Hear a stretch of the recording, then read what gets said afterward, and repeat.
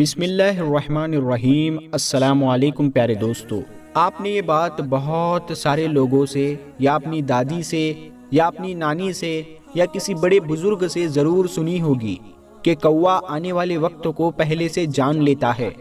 اگر کوے مل کر آپ کے گھر کی چھت پر یا دیوار پر آ کر ایک دوسرے سے لڑ پڑے، جھگڑنے لگ پڑے، تو یاد رکھے کہ اس گھر پر کوئی برا وقت آنے والا ہے، کیونکہ کووں کا ایک دوسرے سے لڑنا جھگڑنا اچھا نہیں سمجھا جاتا۔ اسی لیے سارے گھر والوں کا صدقہ خیرات کر دینا چاہیے۔ دیوار پر یا چھت پر کوہ آ کر اکیلے بولنا شروع کر دے تو سمجھ جائیے گا کہ آنے والے دنوں میں آپ کے لیے خوشخبری ہے۔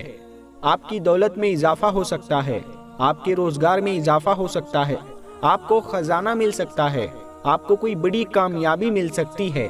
اگر کوئی کوہ اچانک منہ میں روٹی کا ٹکڑا لیے ہوئے نظر آ جائے تو سمجھے کہ آپ کی کوئی بڑی خواہش پوری ہونے والی ہے۔ اگر کوہ کسی بھی آدمی کے سر پر بیٹ کر دے تو اس کے دن اچھے آنے والے ہوتے ہیں، اور اگر کوہ اس کے سر پر بیٹھ جائے تو اس کے لیے برا وقت قریب ہوتا ہے۔ پیارے دوستو، اس بات میں کس حد تک سچائی ہے؟ ہمارے آقا حضرت محمد مصطفیٰ صلی اللہ تعالی علیہ وسلم نے اس بارے میں کیا ارشاد فرمایا ہے، اور یہ باتیں کس نے اور کیوں پھیلائی گئی ہے، اور اللہ تعالیٰ نے قرآن کریم میں کوے کا ذکر کیوں کیا ہے؟ تو پیارے دوستو، آپ اس ویڈیو کو لائک کریں یا نہ کریں، لیکن اس ویڈیو کو آپ پورا ضرور دیکھنا، یہ آپ کو بہت ہی کام آنے والی ہے۔ پیارے دوستو، یہ باتیں پھیلائی کیوں گئی ہے کہ کوئی کہتا ہے کہ کوہ منحوس ہے، کوئی کہتا ہے کہ کوے کا آ کر بیٹھنا، گھر کے سامنے بولنا، گھر کی چھت پر بولنا اچھا ہوتا ہے یا برا ہوتا ہے۔ اگر کوے آپ کے گھر کی چھت کے اوپر آئیں گے، صبح صبح آئیں گے اور بولنا شروع کر دیں گے تو کوئی مہمان آنے والا ہے۔ یہ ساری باتیں کس نے پھیلائی ہے؟ دوستو، گاؤں کے لوگ ان باتوں پر بے حد یقین کرتے ہیں۔ اگر ان سے پوچھا جائے کہ آپ ان باتوں کا بے حد یقین کرتے ہیں، ہم مسلمان ہیں، قرآن اور حدیث میں ان کا حوالہ کیا ہے، تو وہ یہی بات کہتے ہیں کہ ہمارے بزرگوں نے آزمایا ہوا ہے، یہ حقیقت ہے، ایسا ہی ہوتا ہے۔ تو پیارے دوستو، بات ہو رہی تھی کوے کے اچھے اور برے اشاروں کی۔ اور بھی بہت سارے پرندے ہوتے ہیں جو گھروں پر آتے ہیں، تو زیادہ تر لوگ کوے کے بارے میں ہی ایسے سوالات کیوں کرتے ہیں؟ یہ جاننے کے لیے آپ تھوڑا سا کوے کے بارے میں جان لے، پھر آپ کے لیے سمجھنا اور بھی آسان ہو جائے گا۔ پیارے دوستو، کوہ بہت چالاک پرندہ ہوتا ہے اور اس کی نظر بہت تیز ہوتی ہے، جو اسے خوراک اور دشمنوں سے آگاہ کرتی ہے۔ خاص کر انسانوں سے چوکنا رہتا ہے اور خطرے کی صورت میں کائے کائے کر کے آسمان سر پر اٹھا لیتا ہے، اور اپنی حفاظت کے لیے دوسرے ساتھی بھی بلا لیتا ہے، اور پھر وہ ادھر ادھر چکر لگاتے رہتے ہیں۔ کوہ اپنے بچوں اور اپنے انڈوں کی بہت ہی حفاظت کرتا ہے، اور اگر کہیں چیل یا بلی نظر آ جائے تو کوے اس پر کود پڑتے ہیں اور اسے وہاں سے بھاگنے پر مجبور کر دیتے ہیں۔ اگر ان کے گھونسلے سے انڈا نکالنے کی کوشش کی جائے، انسان کے سر پر چونچ مار مار کر خون نکال دیتا ہے۔ یہ دشمنی بہت ہی خطرناک طریقے سے نبھاتا ہے، اسی لیے کوے کو سب سے چالاک پرندہ مانا جاتا ہے۔ کوہ اپنے ساتھی کی لاش پر ماتم کرتے ہوئے اوپر اڑنے والے پرندے نیچے کے منظر کبھی نہیں بھولتے۔ ان کے مرنے والے ساتھی کے پاس موجود انسان یا جانور کا چہرہ انہیں ہمیشہ یاد رہتا ہے، اور وہ خود اس سے ہمیشہ بچنے کی کوشش کرتے رہتے ہیں یا پھر اس کا پیچھا کرتے رہتے ہیں، تاکہ موقع ملتے ہی اس کے سر پر اپنے پنجوں سے زخم کرے یا اپنی چونچ مارے۔ جس نے انسان کو مردہ دفن کرنا سکھایا، اور اللہ پاک نے اسی کا واقعہ بتاتے ہوئے قرآن میں اس کا ذکر فرمایا۔ انسان کی لاش کو کوے نے مٹی میں دفنانا سکھایا۔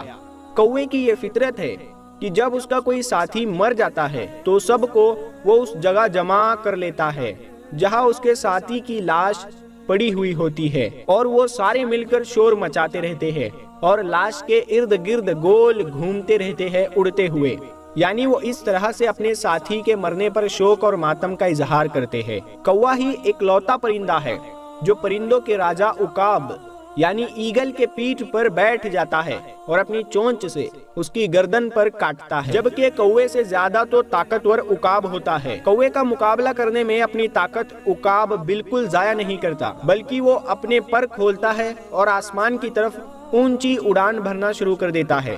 عقاب کی اڑان جتنی اوپر تک جاتی ہے، کوے کی اڑان اتنی ہی مشکل ہو جاتی ہے، اور آخر میں کوا آکسیجن کی کمی سے نیچے گر جاتا ہے۔ تو میرے دوستو، ایک کوے کے اندر یہی وہ خوبیاں ہے جس کی وجہ سے اس کے بارے میں یہ تمام باتیں کی جاتی ہے۔ دوستو، یہ تمام تر باتیں بدشگونی پر بیسڈ ہے۔ اسلام میں ان تمام باتوں کی کوئی اہمیت نہیں ہے۔ موجودہ دور میں ہندوستان میں یہ باتیں بہت زیادہ ہے، اور گاؤں میں تو ابھی بھی بہت زیادہ ہے۔ جیسے کوا اگر بولتا ہے تو کسی کی موت ہو جاتی ہے، یا کوا اگر دن میں بولتا ہے تو کوئی مہمان آنے والے ہیں، یا کوا رات میں کاؤں کاؤں کر رہا ہے تو کوئی مصیبت آنے والی ہے، موت ہونے والی ہے۔ تو ان ساری باتوں میں کوئی سچائی نہیں ہے، اور بھی بہت سی چیزیں ہیں جن کو بدشگونی کہا جاتا ہے۔ مثال کے طور پر بڑے دکھ کی بات ہے، بدشگونی کی انتہا یہ ہوتی ہے کہ اگر کوئی بانجھ عورت کسی پریگننٹ عورت کے پاس چلی جائے تو اسے پرہیز کیا جاتا ہے کہ اس بانجھ عورت کی نحوست جچہ اور بچہ پر اثر نہ کر جائے۔ ہمارے نزدیک یہ بات سیدھا اللہ تعالیٰ سے جنگ ہے۔ پیارے دوستو، سوچو اس معصوم عورت پر جو بانجھ ہے، جس میں اس کا کوئی قصور نہیں کہ وہ بانجھ ہے، اس کے دل پر کیا بیت رہی ہوگی، جو پہلے سے ہی بے اولاد ہے، اور دنیا کے ستم اور سسرال میں تو تانے دے دے کر سسرال والے مار ہی ڈالتے ہیں، اور وہ اتنی مصیبت جھیل رہی ہو۔ تو سوچئے ہم نے اس کی روح کو کتنا بڑا زخم دیا ہے۔ کیا وہ معصوم عورت اس احساس کمتری کے ساتھ جی سکتی ہے؟ ہم ساری عورتوں کی بات نہیں کر رہے۔ الحمدللہ عورتوں میں دینداری، تقوی مردوں کی نسبت بہت زیادہ ہے، لیکن اس کے ساتھ ساتھ عورتوں میں سب سے زیادہ میں پناہ پایا جاتا ہے۔ کہیں گھر میں ساس بہو کا جھگڑا ہو گیا تو اسی وقت عامل و تعویذ گنڈوں کا سلسلہ شروع ہو جاتا ہے۔ اگر کسی کو اللہ کی طرف سے اولاد دینے میں تاخیر ہو گئی تو اس وقت بدگمانی شروع ہو جاتی ہے کہ فلاں نے کوکھ بندی کا عمل نہ کر دیا ہو۔ میاں بیوی میں جب کلیش ہو گیا، اسی وقت ساس اور نندوں پر شک کرنا شروع ہو جاتا ہے، اور جو عورتیں ان چیزوں سے نسبتاً دور ہو وہ ویسے ہی شوہر کو قابو میں کرنے کے لیے لگی رہتی ہے۔ پھر اس بات پر جعلی عاملوں باباؤں کی کمائی ہوتی ہے۔ ایک ایسے ہی جعلی پیر کا واقعہ ہم نے سنا تھا، جو اپنے آستانے میں آنے والی قریب 25 عورتوں کو اس نے حاملہ کیا تھا، اور ان کی ویڈیو فوٹیج سے انہیں بلیک میل کیا کرتا تھا۔ اب سوچے کوئی بھی جعلی پیر کبھی بھی خود چل کر نہیں آتا، بلکہ کمزور عقیدہ عورتیں خود چل کر اس کے آستانے پر جاتی ہے۔ یہ حقیقت تھی جو ہم آپ کو بتانا ضروری سمجھتے ہیں۔ اب چلے دین اسلام کی طرف کہ ہمارا دین اس بارے میں کیا کہتا ہے۔ عبداللہ بن مسعود رضی اللہ تعالیٰ عنہ سے روایت ہے، رسول اللہ صلی اللہ تعالیٰ علیہ وسلم نے فرمایا، بدشگونی شرک ہے۔ آپ صلی اللہ تعالیٰ علیہ وسلم نے 3 مرتبہ فرمایا، اور ہم میں سے ہر ایک کو کوئی نہ کوئی وہم ہو جاتا ہے، لیکن اللہ تعالیٰ توکل کی برکت سے اسے دور کر دیتا ہے۔ صرف اور صرف اپنے اللہ پر یقین رکھے، مکمل توکل رکھے۔ کچھ بھی ہوتا ہے یا جو کچھ بھی ہوگا وہ اللہ ہی کی طرف سے ہوگا۔ جب آپ کا یقین پختہ ہو جائے تب انشاءاللہ آپ ان سب چیزوں توہم پرستی، بدشگونی انشاءاللہ نکل جائیں گے۔ یقین کرے زندگی ہلکی پھلکی محسوس ہونا شروع ہو جائے گی، لیکن یقین صرف اللہ تبارک و تعالیٰ پر ہی رکھنا ہے۔ تو پیارے دوستو، ہم امید کرتے ہیں کہ آپ کو آج کا یہ ویڈیو بے حد پسند آیا ہوگا۔ یہ ویڈیو آپ اپنے دوستوں میں، اپنے رشتہ داروں میں ضرور شیئر کریں، اور بھی لوگوں کو یہ باتیں معلوم ہو سکے۔ اگر یہ ویڈیو آپ کو پسند ہے تو آپ اسے لائک کریں، اپنے دوستوں میں شیئر کریں، اور آپ لوگ اس ویڈیو کے بارے میں کیا سوچتے ہیں آپ ہمیں کمنٹ باکس میں ضرور بتایا کریں۔ اور ایک ضروری بات، اگر آپ نے ابھی تک ہمارے چینل نور حدیث کو سبسکرائب نہیں کیا ہے تو سبسکرائب کر کے ساتھ میں لگے بیل آئیکن کو ضرور دبا دیں، کیونکہ ہم بہت ہی جلد 5 ملین سبسکرائبر پورے کرنے والے ہیں۔ تو آپ لوگوں کی سپورٹ کے بنا یہ ناممکن ہے۔ تو آپ لوگوں کا بہت بہت شکریہ۔ آپ لوگوں نے ہمارے نور حدیث یوٹیوب چینل کو اتنا پیار دیا اور اتنا سپورٹ کیا۔ امید ہے آپ لوگ آگے بھی ایسے ہی محبت سے سپورٹ کریں گے۔